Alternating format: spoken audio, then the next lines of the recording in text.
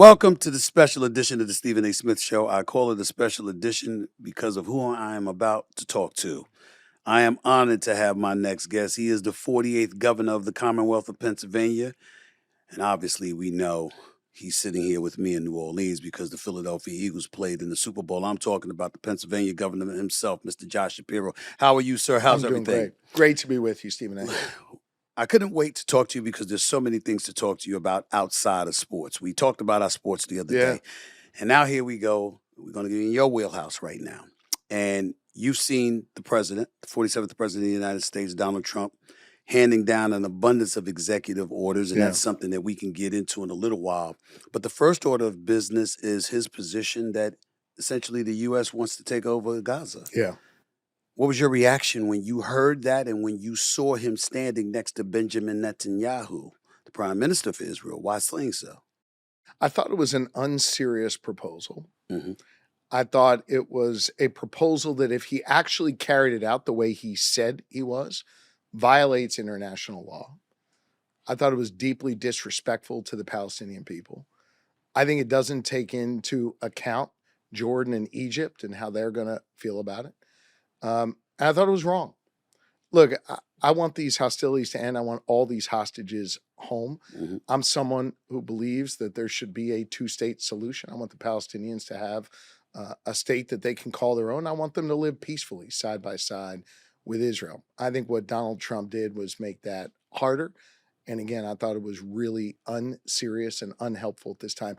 You still got about 100-ish hostages hmm that aren't home. Why would you do anything to upset that process now? Why would you do anything like that that's going to make it harder for those loved ones to be able to wrap their arms around those hostages, get them back from Hamas's control? So I didn't think it was serious. Look, I get this guy. He likes to make a lot of noise. He hmm likes to put a lot of stuff out there, throw a bunch of stuff up against the wall and see what sticks. And I'm sure we're going to talk more about that. I just thought this was both unserious and unhelpful at this time. With that being said, how did you feel again about Prime Minister Benjamin Netanyahu's response, which was pretty much nothing? I mean, Yeah. it looked like he had glee on his face. Yeah. He certainly didn't seem alarmed or disturbed by what the president was saying. And what do you make of that? I think Netanyahu's playing a short-term game. He's not thinking about the long-term interests of Israel. He's playing a short-term game to keep himself out of legal jeopardy, to keep himself in power with this really difficult coalition that he needs to be able to stay into power.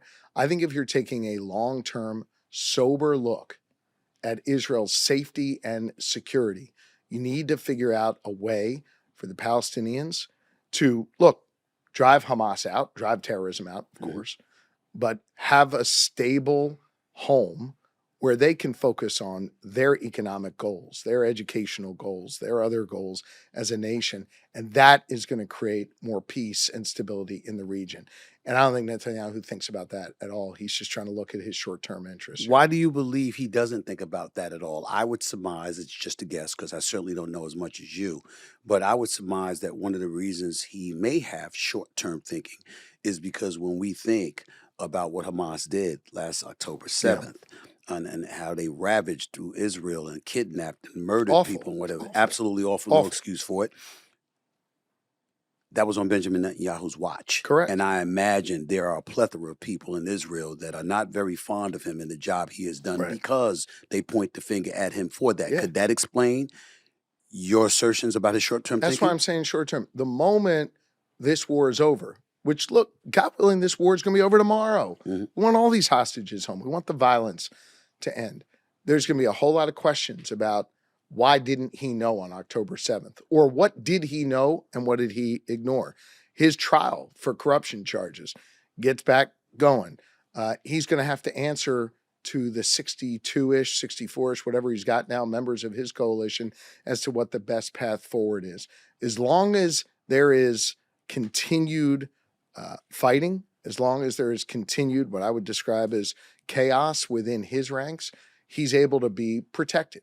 That is maybe in the interest of Benjamin Netanyahu in the short term. It is not in the interest of Israel in the long term. I've said for a long time, Stephen A., I don't think Netanyahu's got the best interests of Israel long term. Now, I'm sitting in the back seat. I'm not in Israel. I'm not a voter in Israel. I'm not an Israeli Mhm. citizen. I don't get a say in this. I'm answering your Sure. question Yes, sir. as someone who's looked at this issue. I think long term, you want to create an environment where 12, 13, 14, 15-year-old Palestinian kids are growing up, not with animosity toward Israel, but with hope for a brighter future for themselves. Same thing for Israeli kids. If you're able to do that, you're able to create stability in the region in the long run. I'm questioning its possibility when you talk about the displacement of 1.5 million Palestinians, I'm if not not talking more. about it. Trump's I talking know about that's it. what I mean. Yep. I meant Yep. Trump. I mean Yep. Trump. That's what I'm talking about. When he's talking about it along those lines, and you don't hear emphatic resistance to that emanating from Israel, Yeah. then they're going to be viewed as being complicit, which to me Yeah. is additional reasons for the fervor, the vitriol to continue Yeah. moving forward. I don't see how peace comes from that. No, I don't see how peace comes from it. I don't see how it's lawful what President Trump has put forth. And again, I don't think it's in the interest of Israel long term. With that being said, where do you go from here? As the governor of Pennsylvania, as somebody who's been seen as being pro-Israel as well, you should, and has been criticized for that, particularly leading up to the election. Yeah. I'm wondering how you feel right now about your stance, where you stand, knowing the criticism that you have received from being pro-Israel, I, and now s- you're taking the position that you're taking. I stand where I stand, and I don't get too high from the love Mhm. or too low from the hate. I think with any of these issues, and I'll remind Stephen A., I'm the governor of Pennsylvania. I'm not the Secretary of State, That's right. but I got opinions on things, and I'm happy to share them with you. I think you've got to study issues. I think you've got to be open to opinions that aren't your own and bring them in as you're thinking through stuff. And then ultimately, you've got to make the decision that, in my day job, is in the best interest of Pennsylvanians, in the Mhm. best interest, the future of Pennsylvania. And you got to stick to that regardless of the love you get or the hate you get on it. So, look, I'm mindful that there are some people out there that attack me. Let's be real, for being a proud American Jew and someone who's open about celebrating my faith and open about how my wife and I are choosing to raise our kids and proud of who we are. I get that that brings attacks from others, but that doesn't force me to change the way I think about stuff or change the way I view stuff. What I do leave myself open to are people who bring a different perspective, Mhm. who are able to educate me on something I don't know about. And I'm willing to open up my mind to those things Mhm. and evolve in my positions. When you evolve in your positions, when you change your position, I think it's really important, especially when you're in a job like mine, to be really honest with the people you serve about why. I'll give you an example of that. Moving from Middle East to something else. Um, I ran twice successfully for Attorney General of Pennsylvania. Yes, you did. Both times I ran in support of the death penalty. Mhm. Honestly held view based on research, based on the experiences that I had as an elected official. And then serving as Attorney General, case by case by case would come across my desk, and I could never sign off on capital punishment. Something was bothering me about that. I spent a lot of time thinking about it, spent a lot of time looking at it more. And then my 10-year-old kid came over to me one day and said, "Dad, we don't do the death penalty in Pennsylvania, do we?" Mm. And I couldn't look my kid in the eye and explain to him why we have the death penalty and why it's important. Now I realize there's some folks out there who feel strongly on both sides Mm. of this. But after I thought about my kid's question, I thought about my experience as Attorney General, I changed my mind on it. Mm. And I stood up in West Philadelphia, gave a long speech to folks explaining why I had. I know there's some people that didn't like that I changed my view on that, but I know they walked away going, "Hey, you know what? That guy actually thought about it. He explained to me why he is the way he is on Mm. that." I share that example with you because I'm not going to be bullied into changing my position one way or the other based on the noise that comes from people attacking me about being Jewish or attacking me about my support of Israel. But I am going to always be open to different perspective, Mhm. different ideas, different thoughts, and communicate with the public, with my constituents in Pennsylvania as to why or how I've evolved on an issue. If not better, do you think that makes you distinctively different from the president of the United States, from the Republican Party, as we speak, considering how dogged they may be in their positions and how they don't necessarily change, at least publicly? Here's what I'll say. I don't know how the president makes decisions or thinks about issues. And I'm not trying to be a jerk saying Sure. that. I really don't. I don't have an insight into how he thinks through an issue and arrives at a conclusion. I differ from him on a lot of his conclusions, but I don't know the process. The folks that I have a problem with are the enablers who know better. These members of Congress who have basically given up their constitutional responsibilities. The Republican elected leaders who will come to me and whisper in my ear, can you believe he said that? I don't agree with that, whatever. And then you see these guys out at a press conference the next day. Oh, Donald Trump's the best. I agree with him on this. I agree with him on that. Those are the folks I have a problem with. And how they go through those mental gymnastics and sleep at night, I don't know. See, I view them, if I may make a statement here, I view them.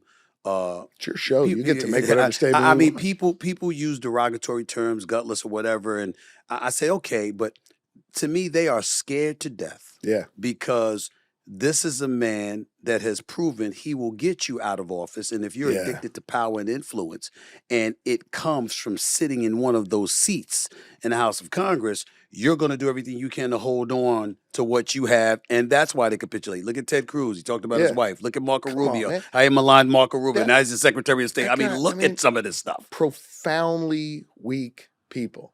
Let me tell you something. You insult my wife, we're not going to be on the same team. That's right. And I find these folks to be ridiculous. First off, they've got a constitutional responsibility that the citizens of their states or their districts gave them. This is part of the whole checks and balances. We teach our kids this in elementary school.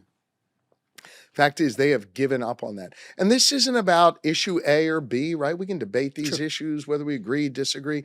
The fact is that they have a responsibility to play. And it's not just saying, yeah, Mr. President, whatever you want. They have a constitutional responsibility to do their jobs, and they're not. Those are the folks that bother me the most in our politics. What about the notion that people will look at Democrats, and when we talk about, the Republicans not having much spine, what about on the Democratic side where it got to a point, at least in my estimation, as just a conscientious observer, it got to a point where people were scared of their own shadows because of the cancel culture that existed.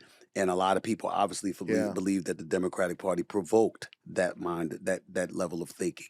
What about that? What about people who look at the Democratic Party and some of the members of I think it's fair criticism. Yes. And it's a criticism that I levied against folks in our party for years. Not trying to personalize it about candidate A or B. But yeah, I think we started walking around on eggshells. I think it is important to treat people with respect. I think it's important to respect people for who they are. I think it's important to not bully other people in our society.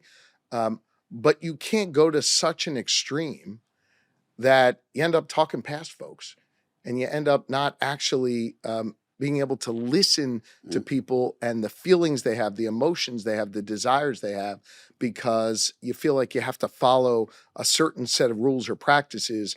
Otherwise, you don't get to be in the room. And I think that's been a problem for a lot of years. I don't do my politics that way. I don't govern that way. And I would argue I govern the toughest, most swingiest state in the entire country. And I'm proud of what we've been able to do there to bring people together and to not bully others, but to also not get ourselves so caught up in an extreme that we're not able to have an honest conversation with people. Do you believe that's what lost the election for Kamala Harris? What we just finished talking about, the general consensus about the thinking associated with the Democratic Party.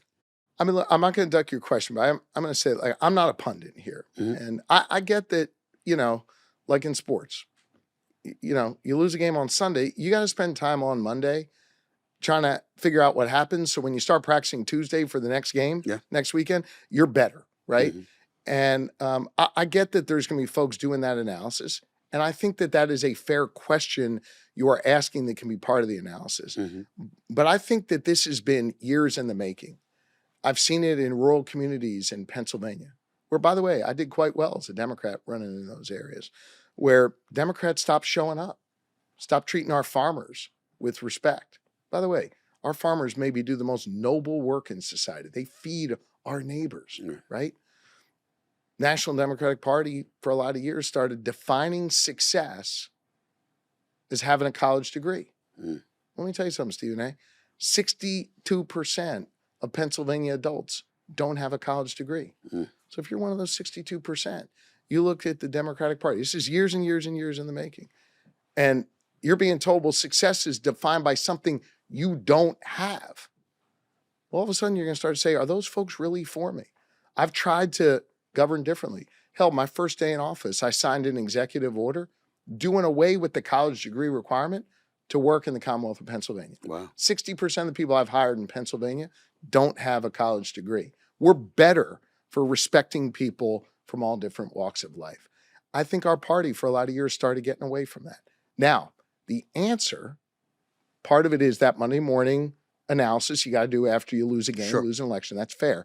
But part of it is I think folks are looking too much to Washington and not enough to what's been happening in the states over many years. I think there's a number of governors who are doing thoughtful things that matter in people's lives. My job isn't to, just give speeches and make a lot of noise. My job as a governor is to put points on the board every day for our school kids, for our farmers, for our cops, for our firefighters, for everybody. And I try and do that in a way that lifts everybody up, doesn't shut people out, doesn't do it with an attitude of elitism or extremism. And it's working in Pennsylvania. But think about it. If I remember correctly, doing my research, I was reading up about how a Republican-led effort for millions upon millions of dollars in school vouchers was something that you supported, if I remember correctly, and you got criticized for that by your own party. Yep. I mean, so I'm looking at it from that standpoint. I'm saying, wait a minute here. At some point in time, do you pause? I'm not talking about you. I'm talking about them, other members of your party, that is. And I'm saying, look at what this man is doing in the state of Pennsylvania. Look at the reputation that he has. Look at how popular he has. You guys have said he hasn't really had any competition. Well, I'm from the Jordan era. Yeah, it wasn't a lot of competition because he made it look like it wasn't it wasn't competitive because he annihilated Still the the competition. greatest. I yell at my kids all the time. That's but I right. just tell them, It's Jordan. It's not Jordan. LeBron. Correct. It's not LeBron. But we'll talk about that another day. My point is to use that analogy towards you. You would think that knowing all of this, seeing your record, seeing a state like Pennsylvania, knowing how rabid the base is, not just as fans or their sports teams, but even their politicians, that knowing that you had such popularity in that state, it would be a no-brainer, considering the importance of the state of Pennsylvania, that Kamala Harris would have chosen you as her vice presidential nominee, but that did not happen, sir. Yeah, and look, Stephen, I said all along, Kamala Harris had a deeply personal decision to make, who she wanted to run with, who she wanted to govern the country with. In the end of the day, I had a personal decision to make too. Okay. And I love being governor. I love being able to chart my own course. I love being able to meet a Pennsylvanian on their farm, on the streets of Philadelphia, hear their problem, and actually do something about it, get shit done for them. I always want to be in a job where I can make real change, make decisions, and make things happen. And I love being governor of Pennsylvania. So is that your way of saying that it was a job that you didn't want because you wanted to be governor? It's my way of telling you how much I love being governor, and also respecting the fact that she had a decision to make. She made it. I think Tim Walz is a good guy. I wish they would have won. I campaigned my heart out for them. I worked hard to make sure, or to do my best to help make sure they won, and they came up short. Well, let me be more direct, sir. Go ahead. If she had offered you the vice presidential position, would you have accepted? I think it is not worth going back and kind of Monday morning quarterbacking it or going into hypotheticals. I also want to be respectful of the vice president, not get into our private conversations as well. I can tell you that I love my work. I love being able to do my work on my terms. I love being able to do my work and still be a father to our 4 kids and a husband to my love of my life since the 9th grade. And the best way for me to serve the public, to be able to meet the obligations that I've learned about from the way my parents taught me and the way my faith teaches me, is to be governor of Pennsylvania right now. All right, everybody, listen up. With all the big-time sports action that's happening each and every day, the Stephen A. Smith Show wants to make sure you are taking advantage of it all. That's why we've partnered with Prize Picks, the largest fantasy sports platform in all the land, to help you cash in on all your sports knowledge. You see, Prize Picks is a daily fantasy app where you pick 2 or more of your favorite players and then you select more or less on their projected stats for the game. Choose from any of your favorite players, Luka Doncic, Jimmy Butler, and Zach LaVine, all in the same entry. Then sit back and watch. The list is endless. And now with Prize Picks Flex Friday option, you can still cash out, even if your lineup isn't perfect. That's right. every Friday. Just look for the protected play. So win or your cash back. And get this, PrizePicks now offers MasterCard for quick and easy deposits into your account during the sports season. Make your picks in less than 60 seconds and turn your sports opinions into real money all season long on PrizePicks. So download the app today and use code SAS to get $50 instantly after you play your first $5 lineup. Again, download the app and use code SAS to get $50 instantly after your first $5 lineup. PrizePicks, yo, run your game. We started off this conversation by talking about the Israeli-Palestinian conflict. Yeah. That obviously had transpired at the time. She needed to make a decision. Mm-hmm. Speculation was that there were some folks who didn't know whether you would be the right guy because you were Jewish, because you were pro-Israel, Mm-hmm. etc. This is the year 2025. Yeah.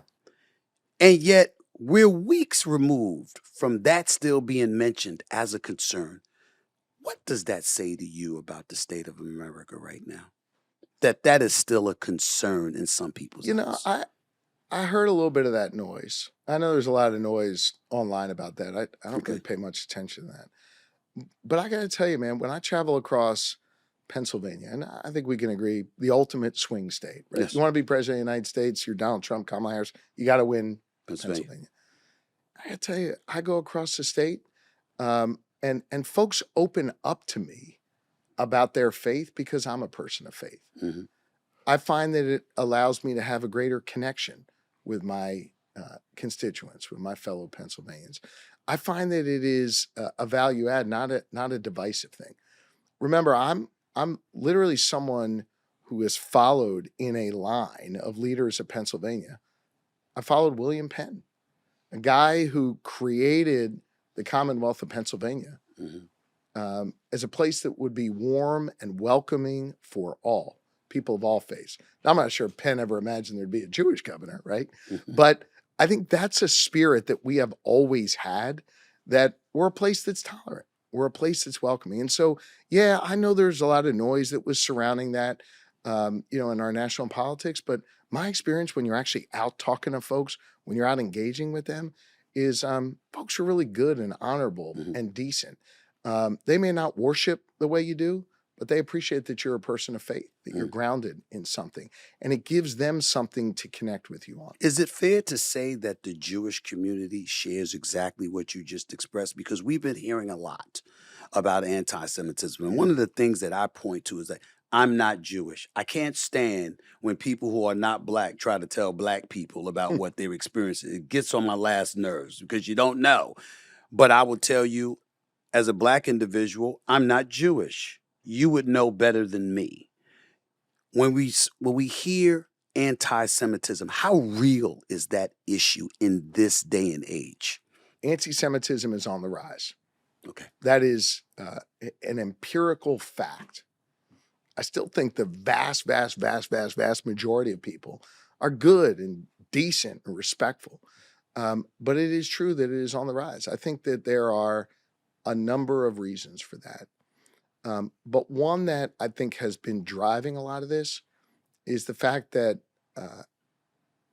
too oftentimes we don't have leaders speaking and acting with moral clarity, giving certain folks who are spewing anti-Semitism or other forms of bigotry a pass, or actually allowing their words to be misappropriated by someone who's hateful, to use that as a tool to attack others. I think we see that from the President of the United States at times, and it's dangerous. And so I think that is something that we have to guard against. And every leader has that responsibility to speak and act with moral clarity. I try to do that. And I think if more leaders did that, you'd see the incidence of anti-Semitism, racism, hatred, bigotry in all forms begin to be reduced in our society. It's never gonna get rid of it, but it's gonna be reduced. I just can't stress enough, though, Stephen A., as I get around, as I talk to people, as I'm in their communities, most people are really good and decent and honorable folks. They'll stand up to someone who's bullying someone in their community or online. I completely agree. And that gives me hope. That gives me a sense of optimism. I'm not sure our politics are keeping up with where the community is right now, but it is something that I think gets lost a lot of times in our media or online. I'm not someone who bashes the media, but I think sometimes that storyline gets missed. Could politics be what's bringing our society down In part, it based is. on what you're In saying? part, it is, because I think leaders have a responsibility to speak and act with moral clarity, and too many of them don't right now. What do you say? Because we know some of the rhetoric the president has used, as you alluded to, Yeah. and what have you, and obviously that's problematic at times, no doubt. But there's another side too. Just the other day, we saw Democrats really pushing back on Doge's department, Elon Musk and The his cutting, department of, yeah. Don't get me started with that. And the verbiage, the language they use, some would say that kind of rhetoric is exactly what we don't need either. Yeah. How are you any better Yeah. as a party Yeah. than what you're describing the other side to be? There are folks who look at Democrats and they say that now. Yeah, and look, I didn't see the specific thing you're talking about, but I'm not going to duck what you're saying, because I think you make an important point. In general, I think you do have too much of this rhetoric in both parties that is divisive, that is too white hot, that is just making it harder to find common ground. I get the theatrics of politics, right? I get that there are some folks out there in Pennsylvania who, yeah, they got to like sort of show that they're fighting with me to their constituents so they can score some political points. But you know what? You got to get your ass around the table and also make some progress and work on things together. And so I was trying, keep that in mind with my rhetoric. And as I, deal with others across the aisle in Pennsylvania, I think we've got to learn from the way we try and do business in our Commonwealth at the national level.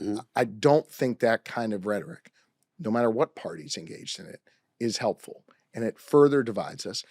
And it breeds more cynicism in our society. And when you've got a public that gets cynical, a few things happen. Number one, you kind of lurch back and forth in politics. Well, I'm pissed at these guys, so I'm voting for these guys. How many times have we seen that over the last 20 years, Stephen A? Right? Democratic wave, Republican wave. I think a lot of that is because people are angry and there's cynicism. And so they're going back and forth. And it makes it harder to actually get stuff done that matters to people. Do you tell this to your own party? I mean, when people think about the squad or they think about the progressives on the extreme left, the MAGAs on the right, you can say what you got to say to them because you're absolutely right. Yeah. But on the left as well, do you say this stuff to your own party? I don't know that it's my job to lecture other Democrats. I think what my job is to be a hell of a good governor in Pennsylvania that shows you can get elected with not just Democratic votes, but Republican independent votes as well. I'll tell you, I got more votes than anybody ever in the history of Pennsylvania running for governor. I'm not saying it to pat myself on the back. I'm saying that because as a empirical fact, the only way you get the numbers I got is by having Republicans and independents vote for you along with Democrats. I'm governing in a way where our ratings show Republicans and independents still support the work I'm doing. I think the best thing I can do is not lecture people in my party or the other party, but show that you can do common sense things. Well, Governor, you can bring people together and you can get stuff done. But Governor, do they come to you for advice? Because, I mean, you're winning. You're doing your job. So you would think that if you've got a formula that can be emulated. I mean, listen, I'm a thief. I steal successful habits all the time. I see a successful habit, I'm stealing it. Okay? I'm going to master it. I'm going to learn. I'm going to do what I have to do because I want to win. Sure. What about folks in your party? They don't reach out to you for advice? No, they do. I'm just saying, I'm happy to have those conversations with a candidate running for office, with party committees and groups and what have you, and I do. But I don't think sort of engaging in a public beating of people in my party or the other, I don't think that's particularly helpful. I think the best thing I can do is lead by example in the Commonwealth, and that's what I'm trying to do every day. Let's get back to Trump in this regard. These executive orders that he's been handing out like Skittles, for crying out loud. I mean, it's something special. It's Sharpie. It's unbelievable. Yeah. I mean, he's got a fresh Sharpie. Most of them aren't worth the paper they're written on, by the way. I'm wondering what your thoughts have been about the executive orders, A, and B, is there any one particular that alarms you more than the others? Yeah. I think the one that alarms me the most is the one that actually, of all the things he signed, is the only one that's absolute. And that is when he pardoned people who assaulted cops on January 6th. Mm-hmm. When he granted clemency to people that assaulted cops on January 6th. I agree. think that shows an utter lack of respect for law enforcement. Listen, I'm someone who for years has respected law enforcement. We invest in law enforcement in Pennsylvania. I have their backs. They screw up, they're going to be held accountable, but I got their backs. I understand how central safety is and law and order is, proper law and order that respects people's constitutional rights, is for a civilized society. And the fact that on his first day, using the power of that Sharpie pen, gave those folks a pardon, says a lot about his values and something I really strongly disagree with. Now, just to be clear, Go ahead. do you believe, are you of that position for anybody who stormed the Capitol that day, or just those who engaged? There are those on the right that say some of them were lawless, not all. Do you differentiate at all? Of course you have to differentiate between someone who was, assaulting a cop versus someone who wasn't. Of course there's a difference. But look, Stephen A., I mean, these folks were prosecuted. A jury of their peers heard the evidence and convicted them. I'm not going to stand here right now and say this sentence was too weak, this sentence was too strong, whatever. You asked me a question. I'm answering it directly. You asked me what is it about, the things that he signed that, what do you think of that? I thought that was the most disturbing thing. And, in a civilized society, you've got to have rule of law being respected by all people. You got to make sure that people's constitutional rights are protected in the process. And I just thought using the stroke of that pen to do that on the first day sent a really poor message.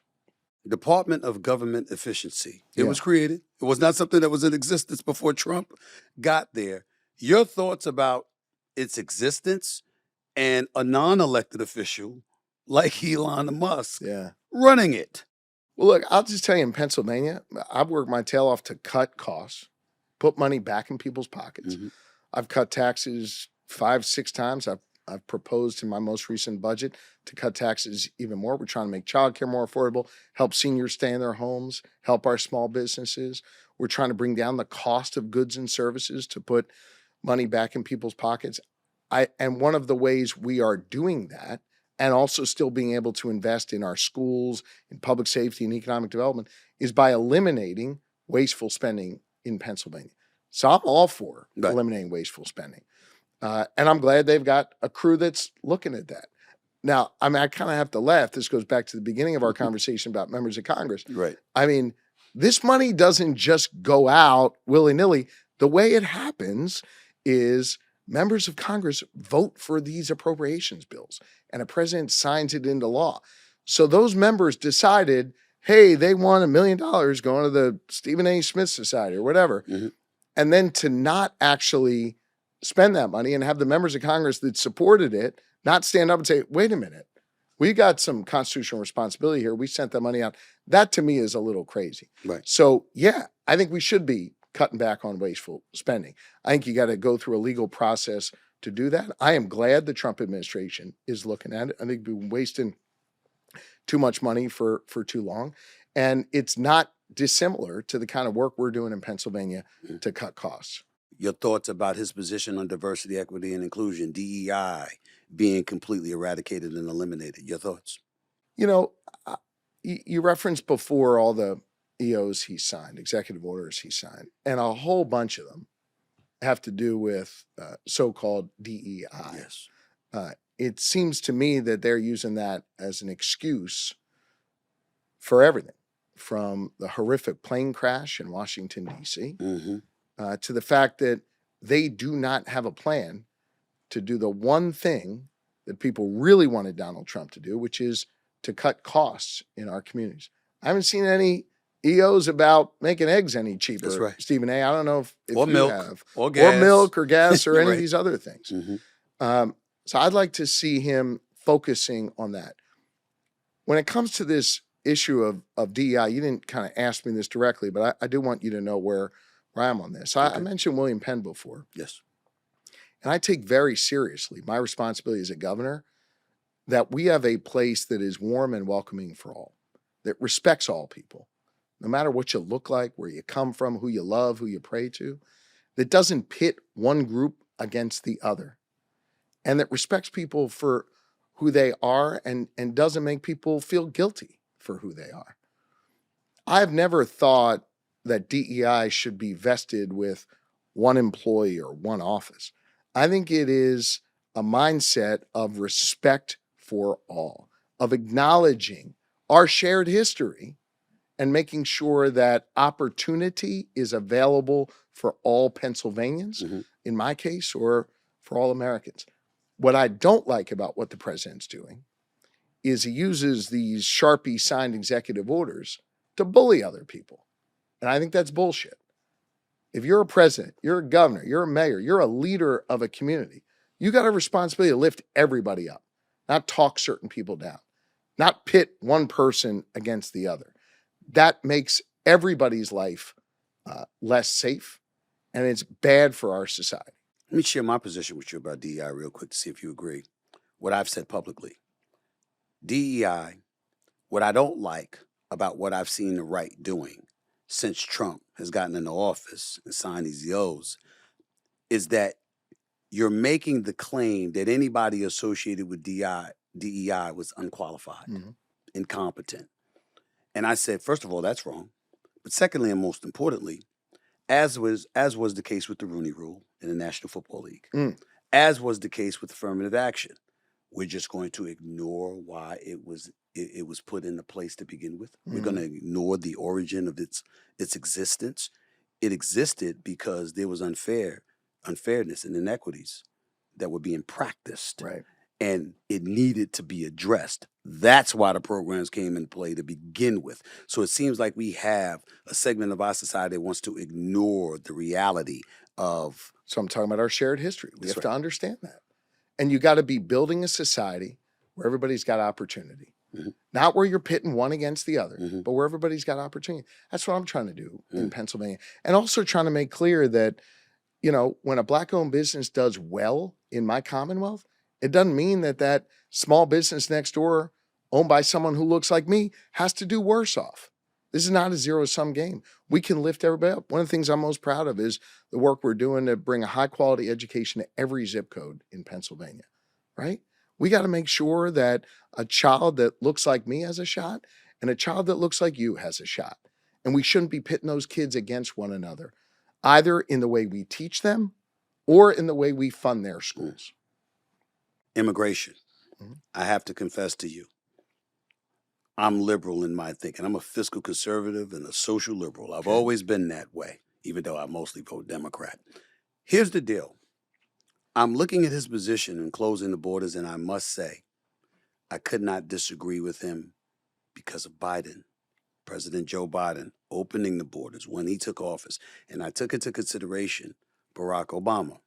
Barack Obama was once joked about. I shouldn't say joked, but he was once deporter-in-chief. Deporter-in-chief. So he certainly practiced it. He campaigned on it. He let it be known. He said what he had to say. Then he went out and did it. But he didn't stick out his chest and brag about it. He just did the job.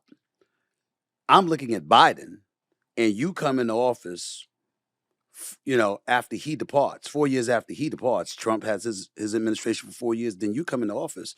And to me, you went against what Obama was doing, and you opened the borders. And that's what caused a lot of this right now. To that, you say what? I would say you have your facts right. And that's important because a lot of the conversation about immigration has been devoid of facts. You go, look, Barack Obama was deporting way more people than Donald Trump was. Yes, he did. And I think it's also true to say that there was a border challenge during the Biden administration. I have for years and years and years said the same thing. We need a secure border. We must make sure our border is secure. Some places it requires a fence, some places it requires technology, some places it requires personnel, you name it, but you got to have a secure border. And you've got to have clear rules of the road to enter this country. Someone who wants to come to America, I want you to come here, Follow the rules, and I want you to make this country even better by bringing your talents, by bringing your heart, your passion, your drive to this great nation. Follow the rules. I also think because we have had these challenges for so many years, you've got to acknowledge the more than 10 million people who are here, who came here illegally, and have a path for them going forward. Whether that path is deporting them because they've violated the law here, or that path is saying, you've been here long enough, you're part of our society, you're working here, your kids go to school here, you name it, you own a house, whatever. We're going to make sure that there is now a pathway for you for citizenship. I think that's common sense. I think that's where most people are. I think what Donald Trump has been doing in his early days is actually, by the way, not meeting the numbers that Obama had, but he's doing a lot of PR around it. He's scaring the shit out of a lot of communities. He's pitting people against one another. I got no problem if you want to deport someone who broke the law while they're here, who harmed someone while they're here, you name it. But I do think you've got to have a comprehensive immigration solution, something I've been calling for years. And neither that side has cares. pulled it off. I'm sorry. I didn't- Neither side has pulled it Neither off. side has pulled off. And by the way, I think you also have to have a comprehensive immigration solution that acknowledges the workforce issues we have in this country, that actually listens to what farmers need in their communities, listens to what states need, listens to the way immigrants have enhanced our economy in many ways. Mhm. And I think you have to have that kind of honest conversation. Lawmakers have to come together and finally pass comprehensive immigration reform. We were on the 1 yard line about a year ago when Donald Trump said to the members of Congress, Back out because he wanted to use it back as a out because you campaign want to tool. use the issue. Goes back to the point I was making before. You got a whole bunch of Republican lawmakers who seemingly are swearing an oath to Donald Trump and not the Constitution every day. That's dangerous for our society. We do need comprehensive immigration reform. We need a secure border, and we need a pathway for those who are here. Today, around 10,000 employees of the USAID, the Agency for International Development, are expected to be fired, furloughed, or put on leave. Your thoughts about his position with that? You know, I don't know, and not ducking your question, but I don't know enough of the specifics of what's going on there. Okay. But I do know this. Members of Congress voted for a bill that funded all these operations at USAID. It was signed by the President of the United States. It is lawful. Whatever Donald Trump chooses to do at USAID, it needs to be lawful. He can't just do this unilaterally, given the laws that are in place. Going forward, if he wants to propose a new law that does away with USAID or curtails its operations, that's certainly his prerogative. He won the election. He gets to put his mark on things. But he's not a king. He doesn't get to just sign an executive order and say, this is the way it's going to be when there is a law in place. His executive order doesn't get to trump that. He is the closest thing to a king. I certainly don't look at him that way, but he is the closest thing to a king when you consider the Republicans and how they're at his beck and call right now in the House, in the Senate, etc. It's like he's put people in there, and I brought up Hegseth. Obviously, Matt Gaetz didn't get the position that he was shooting for as Attorney General. Pam Bondi's now in there. You see a lot of these folks that are in office right now, and clearly the loyalty and the fealty to him appears to be his top priority. So certainly you're not going to call him a king in a complimentary way, particularly in a democratic society that is the United States of America. But nevertheless, the fear that people had seems a bit real because of the cachet and the power that he wields. And you have folks in this country who voted for him who says, that's exactly what we need because Washington has spent decades not getting things done. How do you argue against that thing? You got to unpack a lot of what you just said. There's a lot of different important threads there that I want to talk about. One, the president is using his hard power and soft power. He is flooding the zone. Whether you agree with his positions or not, and I don't agree with many of them, putting that aside for a moment, you have to appreciate the fact that he's pushing as hard as he can, trying to expand his power as much as he can. If you look at a lot of what he's doing, though, it goes against the bounds of the law. It is outside of what the law allows. And that is where these members of Congress and others who constitutionally are required to be a check on him are not doing their jobs. There are laws in place that he can't get around just by signing an executive order or having a loud and angry press conference. He wants to change the law. He's got to go through that lawmaking process and get himself the votes in the House, get himself the votes in the Senate, and get a bill to his desk. I fault those members of Congress who are not standing up and doing their part. As to the American people who say, we wanted this kind of change, we wanted this kind of disruption. I get that. I'm not denying you that. But the way we make change in this country, the way we disrupt things in this country, is by working within the bounds of the Constitution of the United States. And we have seen in the early days the President of the United States trying to go outside the bounds of the Constitution. He thought he could do away with birthright citizenship written in the Constitution by signing an executive order.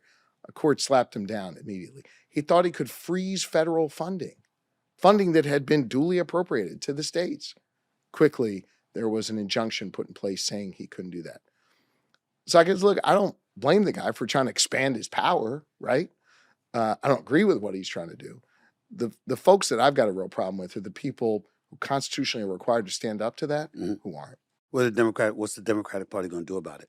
Because I've been on record saying, who's the voice? Who's the face of the Democratic Party? Because it takes a face and a voice to beat the kind of following he's built. I know he doesn't get to run for office again, even though you had some Republican representative that wanted to push for a third term for Donald Trump. Don't get me started with that nonsense. But considering J.D. Vance is there, consider Marco Rubio as the Secretary of State, considering the fact that they're now a part of that, and the position, how he's positioning somebody to take the reins when he's gone. What is the Democratic Party's answer going to be to that? I see Josh Shapiro. I see Wes Moore. I'm not going to lie to you. I'm just being honest. I'm allowed my opinion. I don't see much else right now. Okay. First off, Wes is a great guy. Yes, he is. And he's doing a great job as governor, and we're good buddies. I think you're wrong, respectfully, Yes, sir. by saying, who's the face of the Democratic Party? And how is that person going to stop Donald Trump? There will be a face of the Democratic Party when the next presidential race rolls around and Democrats choose to nominate someone to fill that void. In the meantime, I think the answer is not who is the face, but who are the faces? Okay. Who are the people doing this work? I would say to you respectfully, stop looking at D.C. all the time. Look to what's happening in the states. Look to how Democrats who are put in positions to govern are governing responsibly. Look at the fact that we've got Democratic governors in Kentucky and Kansas, two pretty Republican states. Look at the fact that in those three, swing states, Wisconsin, Michigan, Pennsylvania, Donald Trump won all three. There's Democratic governors in those three states. The point I'm trying to make to you, Stephen A., is there's not going to be one person that rises up tomorrow that becomes that voice tomorrow, but there is a lot of good things happening amongst some Democratic leaders in the states that I think we should be paying attention to, who I think show a common sense, rational approach to governing that can be really informative for the conversation the Democratic Party is going to have going forward. I'll end this with the last couple of questions, and thank you so much for your time. I'm a sports guy. Yeah, me too. And I think about competition. Yeah. And so when I think about Donald Trump, I'm thinking about what does it take to beat him? Right. I'm not talking about an individual per se as somebody's being the king or the kingmaker or anything like that. I understand it's going to take a party. I understand it's going to be a collective effort. I understand one person can't do it all. But I watched this guy stroll down some escalators in 2015, and there hasn't been a Republican that can touch him in 10 years. And so I'm saying to myself, in order to beat him, who in the party can resonate with the American people to have that kind of impact? It seems to me that it would be somebody that has a national profile, because the exceptional work somebody may do locally isn't enough to offset the cachet that he has built.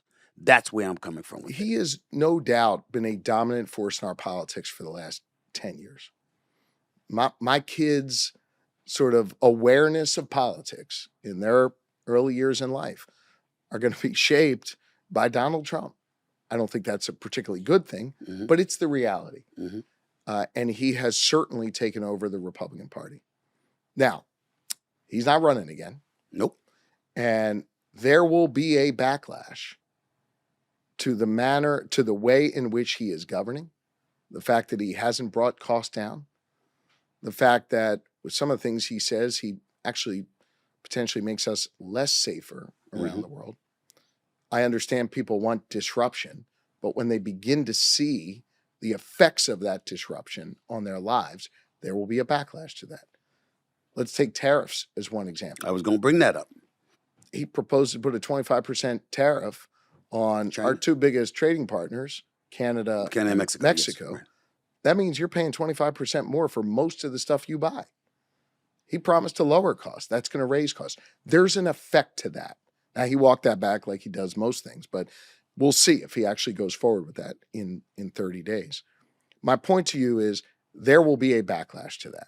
And the answer is not a Democrat who can ride down an escalator or an elevator or whatever the hell they're going to ride down, but actually Democrats who have governed with common sense, who've put points on the board, and who can share a vision for this country that's actually going to bring people back together after Donald Trump has spent the last decade or more dividing them. Is that answer within the two-party system? What if somebody said, does it need to be a Democrat? Can it be an independent? What do you say to that? I think this is a conversation, we've been having for a long time. Probably the most notable independent in sort of recent memory would be that Ross Perot. I was getting ready to bring him up. Ross Perot, 1992. Yeah. And so maybe there will be a third party or an independent that comes along. But I got to tell you something, man. For all its challenges right now, I'm proud to be a Democrat. And I'm proud to be, I am. And I'm proud to be a voice within the Democratic Party that is hopefully going to heal it from what we just went through and is going to help move it along in a way that broadens the conversation to include more people. Back to what I was saying before, broadens it to people that have a high school degree and chose not to go to college because we gave that person some resources so they could go learn to be a welder. Broadens it to include more of our farmers because we invested in our heartland and did what we needed to do to help our farmers put food on the table for their families and grow their farming operations. Broadens it to include people who right now feel like our party hasn't been talking to them. That's what we've been doing in Pennsylvania. And while I recognize we got to go through some change and some learning, that Monday morning process we were talking about before, excuse my voice, we have got to, I think, remain committed to what's at the core of our party, which is trying to look out for others, help people, lift people up, give all people a shot. That's how I'm trying to govern in Pennsylvania. And that's what I think we need more of in our party. My last question to you, Governor. As we sit here right now, you have a lot of American people who feel the damage to this country is on the fringes. MAGA right, extreme progressive left, woke culture, cancel culture, etc. They think about a centrist, whether it's left or right, because they think that's where the meat of the people lie. People who are willing to compromise or are open-minded, as you articulated a little while ago, open to listening to other folks. Yeah. Maybe you made a mistake here or there. That thinking might be pervasive to some degree at times. But they think about, contrary to what you think, they don't think about Stephen A. Smith. I don't care what the polls say. Stephen A. Smith is not running for office, okay? Okay, I'm not knowledgeable enough. Really? That's not my lane. That was for you, man. Don't All think right. don't Yeah. even think about it. I'm not qualified, okay? But you are. And there's a lot of people that look at Josh Shapiro and they say, the country deserves more than him being in just Pennsylvania. We need him for the United States of America. What do you have to say about that? Look, that's a very humbling thing that you just said. But I also think, respectfully, you're wrong on something. Okay. I talk to people all the time across Pennsylvania and more across the country. I don't hear most folks saying to me, oh, I'm on the left, I'm on the right, I'm on this part, I'm this, I'm that. I think where most people are is just their common sense. They want their lives to be better. They want to know that the people who are serving them are looking out for their interests. They don't need to agree with me 10 out of 10 times. But if they know, like, I got their back, I got compassion in my heart, I'm fighting for them every day, that's good enough for most folks. And so where I disagree with you a little bit is I don't think this is about targeting the left or targeting the right. I think that's actually disrespectful to attack people because they support Donald Trump or they support I agree. someone on the left. I never slice and dice people like that or attack them for who they support. I think what we need more of in this country is common sense. People who are willing to have tough conversations with people in another party or with a different perspective than them. I try and surround myself with people on my senior team and my cabinet and elsewhere who disagree with me on issues, have different life experiences than I do, were raised differently than me, because that forces me to think about things in a different way and ultimately pass policies, do things, take steps that are looking out for more people than maybe I was just aware of when I began my public service career. So to get back to what you said, I mean, yeah, I'm humbled when folks acknowledge the work we're doing in Pennsylvania. But I don't think it's left, right, center. I think it's more like, who's on your side? Who's looking out for you? Who's got the skills to get shit You done might for be you right, every but day? the party makes you, I'm sorry, I shouldn't say, the politics make you pick a side come election day. I think that's where I'm getting at. The fact when I you don't go, think that's right. you- The politics makes you pick a party when you register, okay. right? But come election day, and I'm proof of this, we had a whole lot of Republicans who voted for me. I think what people look to when they finally get in that ballot box is, who's going to fight for me? Who's going to look out for me? Who's going to actually solve the problems that matter most to me? It's one of the beefs I've got with Trump. You know, he's focused on so many things other than actually reducing costs. He's focused on pitting Americans against one another instead of actually saying, hey, I got all of you guys. I'm the president for everybody. I'm now going to help reduce your costs. I'm going to help make you safe. I'm going to help, create a job for you. I try and do it in a way that brings people together. I don't think this is an issue where you're only dealing with your side of the field. I think you gotta work the whole field. We are here Super Bowl week. I can't thank you enough for giving me your time. To be sitting with the governor for the last hour, I can't say enough how grateful I am for your time. I really enjoyed this conversation. Thank you from the bottom of my heart. Well, and I'm grateful to be here with you. I'm grateful for the conversation. And I'm grateful that you are willing to use your voice outside of your comfort zone, if you will, outside of sports, which obviously you're fantastic at. And I enjoy that. You care about this country. You care about the Democratic Party.